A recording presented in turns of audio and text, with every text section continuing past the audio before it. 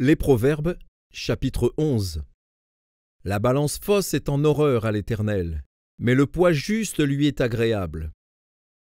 Quand vient l'orgueil, vient aussi l'ignominie, mais la sagesse est avec les humbles.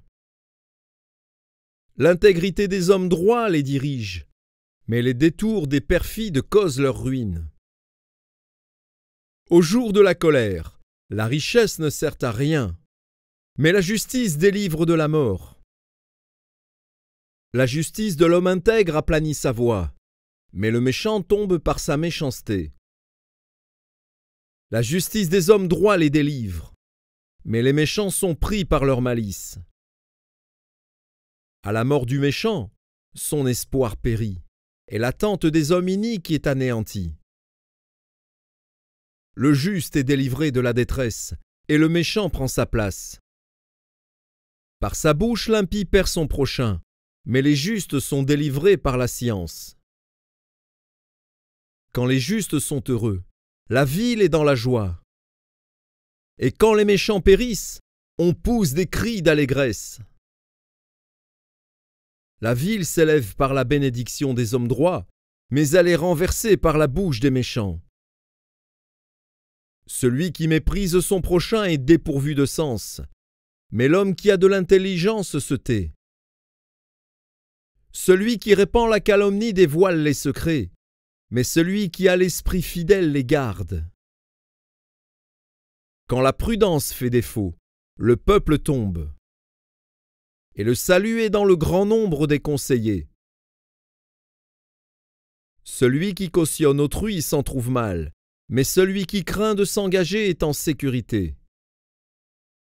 Une femme qui a de la grâce obtient la gloire, et ceux qui ont de la force obtiennent la richesse. L'homme bon fait du bien à son âme, mais l'homme cruel trouble sa propre chair.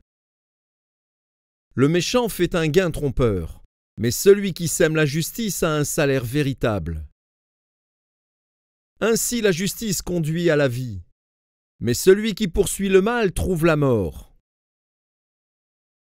Ceux qui ont le cœur pervers sont en abomination à l'Éternel, mais ceux dont la voie est intègre lui sont agréables. Certes, le méchant ne restera pas impuni, mais la postérité des justes sera sauvée.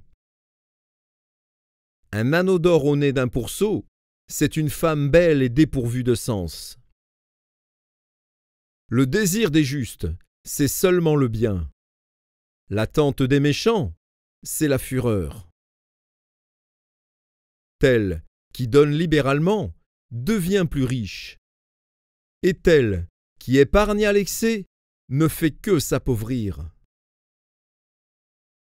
L'âme bienfaisante sera rassasiée, et celui qui arrose sera lui-même arrosé.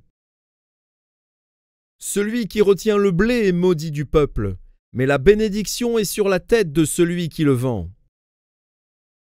Celui qui recherche le bien s'attire de la faveur, mais celui qui poursuit le mal en est atteint. Celui qui se confie dans ses richesses tombera, mais les justes verdiront comme le feuillage. Celui qui trouble sa maison héritera du vent, et l'insensé sera l'esclave de l'homme sage. Le fruit du juste est un arbre de vie, et le sage s'empare des âmes. Voici, le juste reçoit sur la terre une rétribution. Combien plus le méchant et le pécheur?